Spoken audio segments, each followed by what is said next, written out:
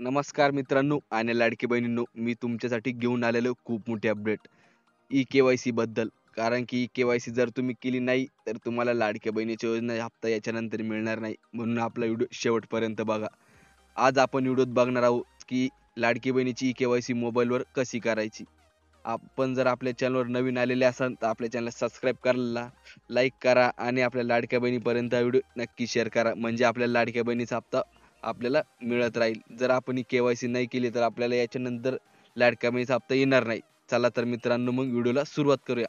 मुख्यमंत्री माझी लाडकी बहीण योजनेच्या ई-के-वाय-सी साठी तुम्हाला गुगलवर जाऊन लाडकी बहीण योजना .com महाराष्ट्र गव्हर्नमेंट इन या संकेतस्थळावर भेट द्यायची आहे. मुख्य पृष्ठावरील असलेल्या ई-के-वाय-सी बॅनरवर क्लिक केल्यावर नंतर ई-के-वाय-सी फॉर्म उघडेल. या फॉर्ममध्ये लाभार्थ्याने आपला आधार क्रमांक आणि पडताळणी संकेतात कॅप्चा कोड नमूद करून आधार प्रमाणीकरणासाठी संमती देत सेंड ओ-टी-पी या बटनावर क्लिक करावे. त्यानंतर लाभार्थ्याचे आधार लिंक असलेला मोबाईल क्रमांक ओ-टी-पी येईल. हा ओ-टी-पी टाकून सबमिट बटनावर क्लिक करावे. यानंतर प्रणाली तपासेल की लाभार्थ्याची ई-के-वाय-सी आधीच पूर्ण झालेली आहे की नाही.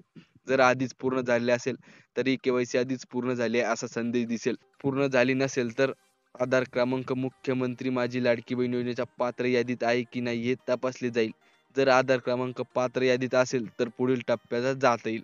यानंतर लाभार्थ्याचे पती किंवा वडिलांचे आधार क्रमांक तसेच पडताळणी संकेतात कॅप्चा कोड नमूद करावा. संमती दर्शवून सेंड ओ-टी-पीवर क्लिक करावे.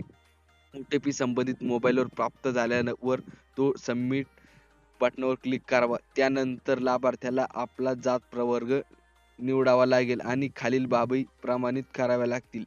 माझा कुटुंबातील सदस्य नियमित कर्मचारी म्हणून शासकीय, विभागीय, उपक्रम, मंडळ, भारत सरकार किंवा शासनाच्या स्थानिक संस्थेत कार्यरत किंवा सेवानिवृत्त नंतर सेवा वेतन घेत नाहीत.